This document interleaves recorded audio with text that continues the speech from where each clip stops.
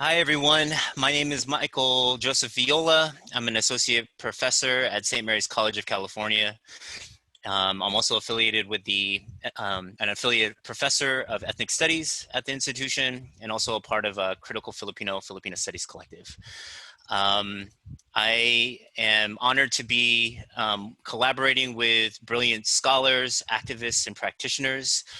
We are a group of scholars at St. Mary's College who have formed a collective around a shared mission. And that mission is to provide resources and critical professional learning around anti-racist, trauma-informed, and culturally sustaining educational and mental health practices for and with teachers, administrators, counselors, and leaders across educational spaces.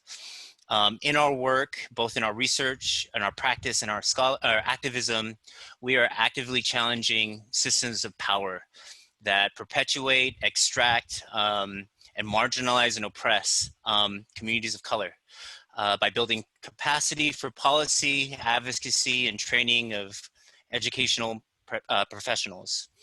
So we are participating in a scholar strike that's happening September 8th and 9th. We are committing ourselves this week and in our collective work to reimagine educational spaces and struggle with communities so that those sites and our work and our communities can be free. And so I've already shared why I'm participating and what I'm going to be doing in another video with the Justice Community and Leadership Program. I just wanted to say how honored I am to be in this group. And I think that Rebecca is going to go next in terms of sharing her story and introducing herself. Thanks, Mike. Yeah, glad to be here. I'm Dr. Rebecca Aguilar. I'm an associate professor in the graduate counseling department at St. Mary's College of California in the Kalmanovitz School of Education. I'm also the program director for the school psychology program and a school psychologist by training, and member of this DOPE collective. So I am participating in Scholar Strike because we have to keep drawing attention to and making clear that we will not tolerate racist policing, state violence, and anti-Blackness. And anti-Blackness is rampant in academia at every level. And our students at St. Mary's College have let us know that they are not okay. And they have demanded from the administration that they recognize their humanity and their collective trauma and honor them with the supports that they need to succeed and in higher education. So as a brown Chicana woman who has greatly benefited from the social movements of Black folks, it is my obligation to participate. This week, I'm disengaging from administrative duties and meetings. I'll be doing some teach-ins with my classes where we will focus on white supremacy culture and anti-Blackness in pre-K through 12 schools, because all my students are graduate students training to be school-based mental health clinicians. We will discuss racist policing inside school walls, the correlation between exclusionary disciplinary practices and the juvenile justice system, also known as the school to prison pipeline, overrepresentation of students of color in special education, and what we can do in our roles as school-based mental health professionals to support anti-racist approaches, to support trauma-informed approaches that take into account how oppression affects kiddos and families' bodies. So I'm going to pass it on to Tangela.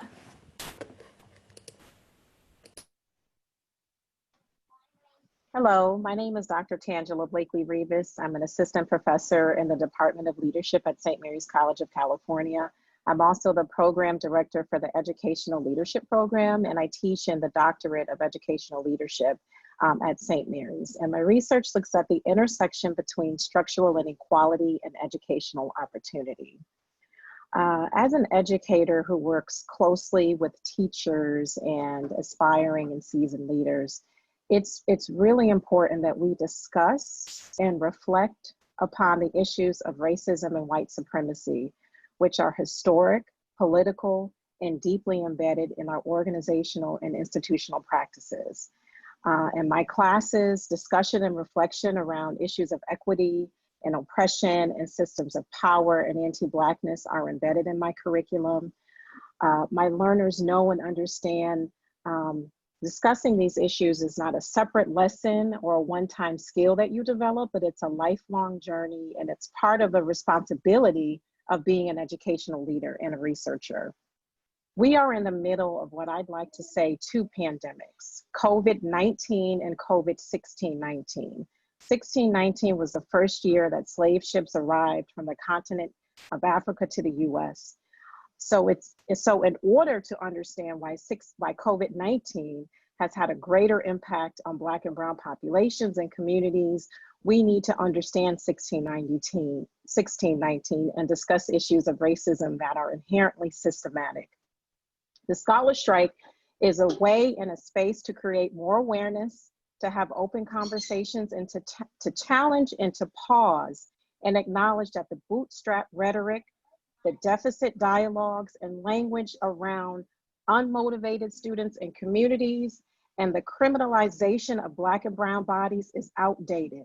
It's time for some real conversations and dialogue about how we can come together as a community and make change.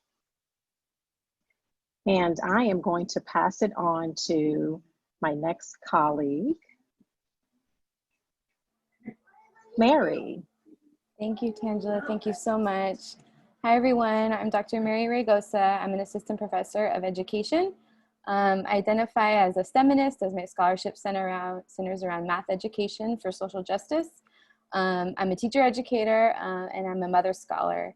And as a white woman academic taking part in the Scholar Strike, I'm taking part in the Scholar Strike because Black Lives Matter, and our humanity, all of our humanity is what's at stake if we don't assert and act like Black Lives Matter in every facet of our lives and our work. This week, I'm going to be revisiting 3 recent pieces by Black women scholars. One is on collective learning, not distance learning, and that's by Dr. Amina Norris of Unhidden Voices. Another piece by Lisa Kelly on remote emergency education for community health, and a third piece by Dr. Bettina Love on not returning, refusing to return to the way things were. She's of the Abolitionist Teaching Network. These are some pieces I've read alongside my teacher candidates this summer. And this week in particular, I have an ed tech committee at St. Mary's College where I work. And so I'm seeking to bring these pieces and dig into them more deeply with my colleagues to think about the implications of that work for our work together in humanizing ed tech right now. I also teach a seminar for teacher candidates this term called Praxis. It's part of the single subject teacher education program where we strive to have a commitment, like my colleagues who've spoken before me, all the time of centering anti-racism and social justice work. But in the Praxis seminar this week, 7 recent program graduates who are current secondary teachers will come and talk with teacher candidates. And in that space, I plan to invite everyone, the teacher candidates, the speakers, and myself, to share what it means for all of us to strive to be anti-racist educators in this moment and in this movement. And then finally, in terms of my scholarship, I'm working on a couple collaborative pieces with some of which with my colleagues here. In those pieces, I commit to deepening interrogation of my whiteness and strive to be responsive to calls from Black, Indigenous, and people of color scholars to reflect and act through our scholarship and praxis. With that, I'll turn it over to Dr. Cynthia Martinez. Thank you so much, Mary. So much dopeness in the house. I'm really honored to be in such amazing company. My name is Dr. Cynthia Martinez, and I'm here with you today to talk about why my students and my courses and myself will be participating in solidarity for the Black Lives Matter strike with all educators. First and foremost, I want to say and honor that we are in a collective trauma, and it's not just COVID-19. It's the traumatic, disproportionate effects of systemic racism on Black families and Black communities in this country, a country that has built itself on the backs of Black and Indigenous peoples, and a country who benefits from so much Black culture. And so it is our duty as educators and my duty as a psychologist to challenge anti-Blackness in many different spaces.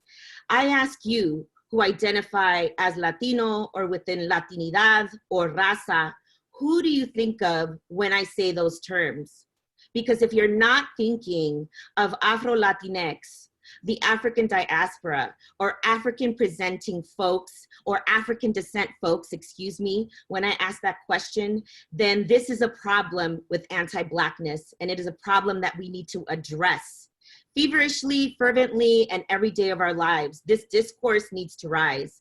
And so part of the work that I do on the St. Mary's campus is to work with other folks from different ethnicities and different backgrounds and nationalities within the Latinx Indigenous Peoples Action Subcommittee, short name ALIPAS, where we will be challenging anti-Blackness and stand in solidarity with Black Lives Matter for now until ever. And we will start with difficult conversations within ourselves and continue those on in the classroom. In the classroom, I'll be addressing white supremacy and how it seeps into every instance of our beings as Black and Indigenous folks, and how we in the field of psychology have been guilty of causing harm because of anti-Blackness and seeking to rectify through discourse and practice.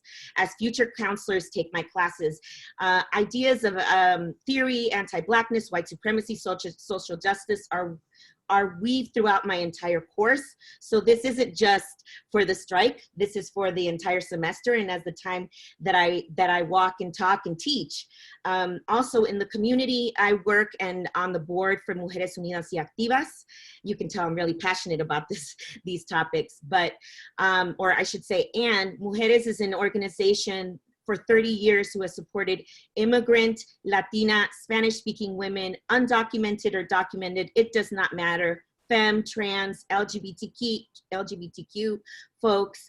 And a big part of the work that I'll be doing with them is thinking about radical self-care for BIPOC communities and challenging anti-Blackness in our own community of immigrant Latinos. So I leave you here in solidarity, and I'm hoping that as folks watch these videos that they join in and continue this fight, this lucha. Pa adelante siempre.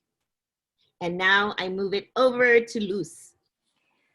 Hello, I am Luz Camacho Johnston. I am the program director of the Single Subject Teacher Education Program here at St. Mary's College. I am so inspired by everyone here. We're all doing what we can in many different ways. The Single Subject Teacher Education Program, through the work of such excellent scholars as Dr. Reina Leon, Dr. Cliff Lee, Chris Junse, went through a radical transformation of the Single Subject Teacher Education Program a few years ago, and I benefit greatly from that work. I get to teach things like teaching for social justice, sociological and psychological foundations of liberation. And it's because of their work that I get to do what I enjoy doing. As a scholar this week, I am going to be, as a scholar and leader at St. Mary's College, I'm going to be centering our program meeting around what we can do to further our work to recognize anti-Blackness and colonialism across our single subject teacher education program, and how we can support our teacher candidates to really and truly create just communities of learning. In my community work, I am on the board of a Montessori charter school. I also sit on the board of the American Montessori Society, where we are looking at Montessori in context of US society and and within a white supremacist culture. It's time for Montessori education to stop talking about peace and get on board with justice. So I'll be doing those things in my work this week. Thank you. Mike? Thanks, everybody. I think we're just going to offer this sign of solidarity for everyone who's continuing to struggle for Black lives. All right, y'all.